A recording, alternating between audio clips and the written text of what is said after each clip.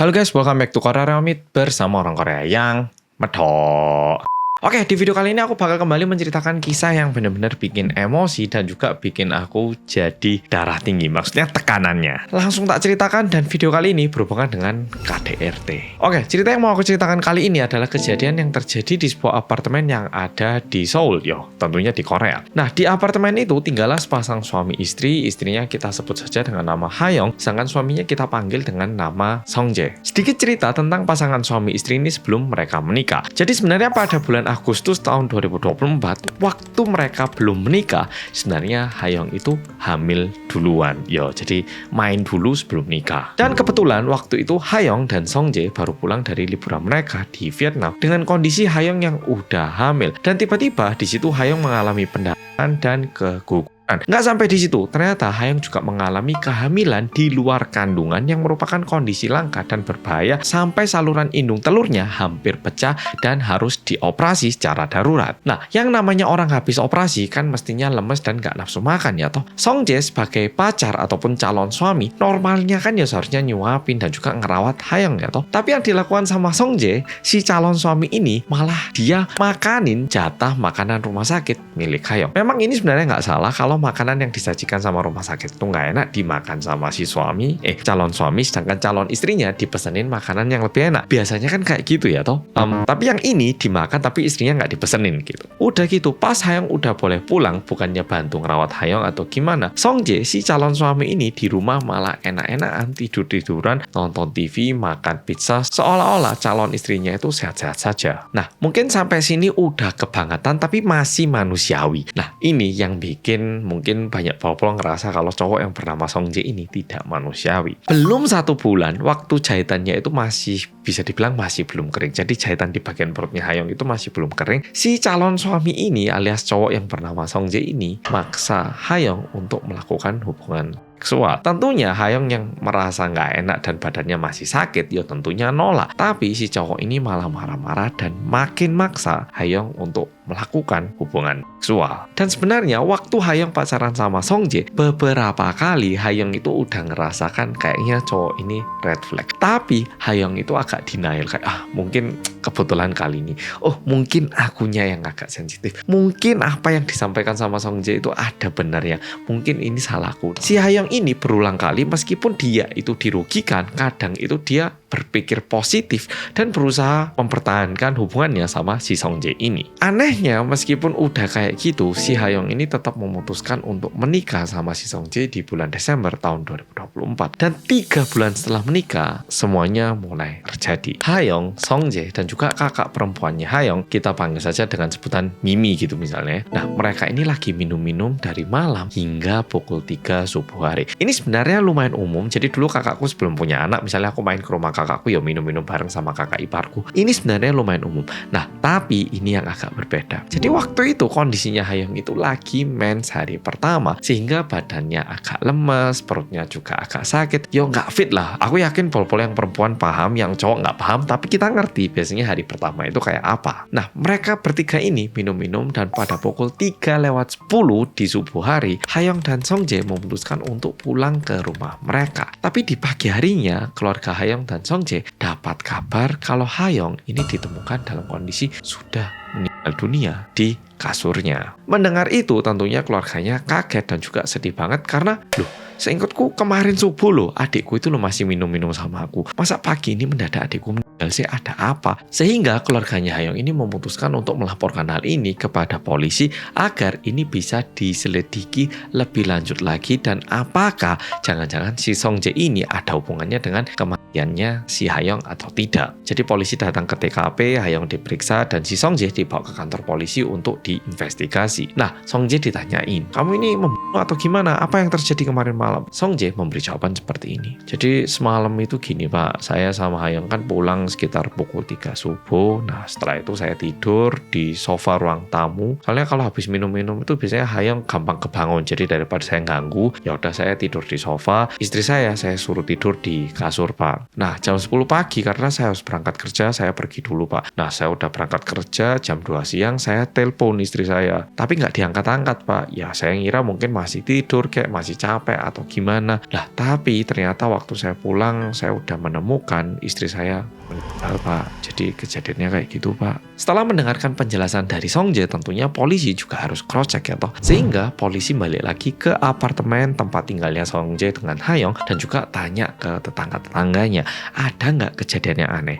Ada nggak suara-suara yang aneh? Tapi untungnya polisi berhasil bertemu beberapa tetangga yang bisa memberikan kesaksian yang membantu dalam memecahkan kasus ini. Salah satunya adalah tetangga yang tinggal di lantai bawah unitnya Song Jae dan Hayong. Jadi Song Jae dan Hayong tinggal di sini, nah tetangga yang di lantai bawah. Yang di lantai bawah mereka itu bilang kayak gini, di malam hari kemarin itu nggak tahu ya, saya dengar suara-suara yang agak keras dari lantai atas itu Pak. Jadi pertamanya itu awal-awalnya itu ada suara kayak barang-barang yang berat kayak diseret gitu Pak, kayak gerek-gerek kayak meja atau lemari atau apa gitu Pak. Terus nggak lama setelah itu saya dengar suara kayak kepakan burung yang ditangkap paksa itu loh Pak. Gimana ya, kayak dadak kayak gitu itu. Terus setelah itu saya dengarkan ada suara perempuan yang kayak teriak tapi juga agak kayak mendem Pak, bisa dibilang kayak dibekep gitu Pak. Dan suaranya itu ada kalau 30 detikan Pak. Ya saya cuma dengar suara itu Pak, tapi nggak tahu apa yang terjadi Pak. Dan selama polisi mencari kesaksian dari tetangga-tetangganya, ternyata tim forensik pun melakukan otopsi badannya Hayong. Dan selama saatnya ini diotopsi, Song Jae dan juga kakaknya itu nungguin di depan ruang kayak otopsi gitu untuk menunggu updatean gitu. Tapi di saat kakaknya ini lagi bersedih, tiba-tiba Song Jae ini kayak ngajak ngomong gitu ke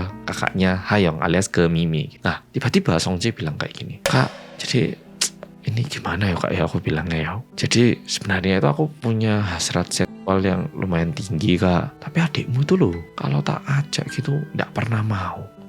Ngeselin tahu nggak sih? Song Jae dalam kondisi istrinya meninggal tuh berani-beraninya bilang kayak gini ke kakak istrinya. Dan anehnya lagi, setelah istrinya meninggal, Song Jae ini tiba-tiba pergi ke tempat les pilatesnya. Nah di situ dia kayak nempelkan satu kayak sticky note gitu. Di situ dia tulis Song Jae dan istri barunya baru saja mengalami kecelakaan mobil. Saat ini Song Jae sedang kritis di ruang ICU. Nggak tahu kenapa dia nuliskan kayak gitu. Padahal sebenarnya kan ya Song Jae baik-baik saja, sedangkan istrinya itu udah meninggal atau bukan kritis lagi. Dan tingkah anehnya Song Jae itu baru berakhir di hari pemakamannya Hayong. Jadi di tempat pelayatan Hayong, tiba-tiba sekelompok polisi itu datang langsung nangkap Song Jae. Song Jae pun langsung diborgol dan dibawa pergi ke kantor polisi. Waktu diseret, Song Jae itu kayak teriak-teriak bilang ke polisi, kok berani-beraninya Anda menangkap saya? Saya ini loh suami dari korban yang sedih. Pokoknya Song Jae marah-marah dan juga kayak terkesan sangat sedih. Tapi di satu sisi,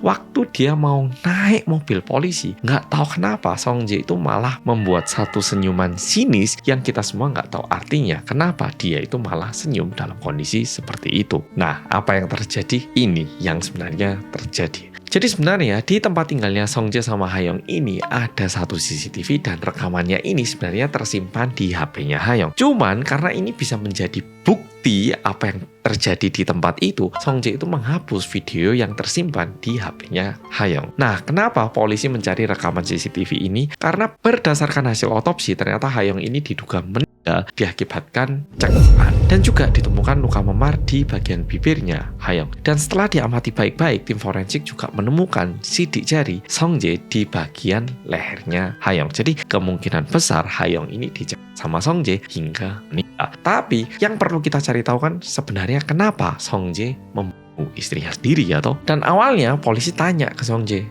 kamu kenapa membunuh istri kamu sendiri ya? Kenapa kamu membunuh seseorang yang begitu kamu cintai ataupun seseorang yang begitu mencintai kamu? Song Jae awalnya bilang kayak gini, enggak Pak, saya itu loh beneran enggak bunuh Pak. Saya tuh nggak pernah melakukan ini Pak. Polisi bilang, kita loh ada bukti. Kamu kan pelakunya. Nah, di situ tiba-tiba Song Jae bilang kayak gini Pak, bukannya saya bunuh Pak. Saya kan punya ibu kandung yang memiliki kecacatan Pak. Tapi Hayong itu Pak, ya istri saya itu sering banget hina mama saya, merendahkan mama saya. Ya saya nggak enak kan Pak. Ya itu yang bikin kita ada sedikit berantem di malam itu, Pak. Nah, tapi polisi yang mendengarkan ini itu memberi reaksi kayak mereka sama sekali nggak percaya. Nah, Songjae bingung. Polisi bilang kayak gini, Songjae, kamu jangan bohong. Ini loh, kita udah berhasil membackup video yang pernah kamu hapus. Dan kalau berdasarkan video ini loh, Hayoung istri kamu itu begitu peduli, bahkan sering nanyain kondisi mama kamu. Kamu jangan bohong sama kita. Apa yang bikin kamu bunuh istri kamu? Nah, polisi tanya lagi. Nah, di situ akhirnya Songjae baru buka mulut dan mulai menjelaskan apa yang terjadi. Sebenarnya yang terjadi adalah Songjae pada hari itu dia itu lagi marah besar karena ditolak berhubungan seksual sama istrinya sendiri. Jadi setelah minum-minum sama Hayoung dan juga kakaknya Hayoung, setelah pulang ke rumah, Songjae ini ngajak istrinya untuk melakukan hubungan seksual. Cuman karena istrinya itu lagi mens dan juga habis operasi beberapa saat yang lalu, istrinya itu masih belum merasa tenang ataupun belum merasa nyaman untuk melakukan hubungan. Masalahnya Songjae ini agak hyper sehingga dia itu kayak nggak bisa menerima alasan yang diberikan sama istrinya sendiri. Udah gitu Songjae ini ngerasa apa yang dia rasakan ini tidak dihargai, sehingga dia ini ngerasa istrinya merendahkan dirinya dan juga tidak dihormati sebagai seorang suami gitu. Dan meskipun mereka udah menikah, sebenarnya Hayoung itu udah ngerasakan kalau Songjae ini udah melewati batas, sehingga setelah menikah Hayoung itu beberapa kali pernah bilang ayo kita cerai gitu. Nah di malam itu Songjae yang ngerasa udah bener-bener meluap, udah gitu dia minum alkohol, dia mikir kalau misalnya aku cerai sama cewek ini, daripada dia nanti jadi pasangannya cowok lain, mendingan tak habiskan aja. Nah itu yang bikin Songjae ini membunuh istrinya sendiri. Nah yang dilakukan sama Songjae apa? Sesuai dengan hasil otopsi, Songjae mencari Hayoung lalu diseret, makanya ada suara-suara yang didengar sama lantai bawahnya itu. Dan di saat istrinya teriak alias minta tolong, Songjae ini bukannya malah sadar, malahan membekap mulut istrinya dan terus istrinya sehingga istrinya meninggal. Dan ini semua diakibatkan istrinya yang menolak hubungan seks yang diminta sama si Songjae ini. Berawal dari minta seks nggak diberikan sampai membunuh. Bayangkan. Dan nantinya ketika kasus ini dibawa ke pengadilan, nantinya Songjae menerima hukuman 25 tahun penjara karena membunuh istrinya, dan cara membunuhnya pun bisa dibilang sangat terencana dan sangat ganas. Motifnya pun bisa dibilang motif yang sangat jahat. Oke Pol-Polo, video kali ini sampai di sini. Dan kalau Pol-Polo lagi pacaran belum menikah, kadang itu Pol-Polo biasanya itu udah diberitahu tanda-tanda oleh Tuhan. Ketika pacar kamu ataupun pasangan kamu ini agak aneh dan anehnya kebangetan, bisa jadi itu merupakan bantuan dari Tuhan yang memberitahu kamu wis putus sekarang. Tapi kalau kamu memutuskan untuk mengabaikan apa-apa itu, ya udah bisa jadi nanti itu menjadi malapetaka yang lebih besar, dan waktu itu kita udah nyesel, kita udah mau gimana, waktu udah nggak bisa kita putar lagi ke sebelumnya. Oke Pol-Polo, video kali ini sampai di sini. Terima kasih dan nonton, dan buat Pol-Polo yang punya pacar, please amati baik-baik, jangan sampai udah nikah baru nyesel. Makasih dan nonton, dan sampai jumpa di video berikutnya.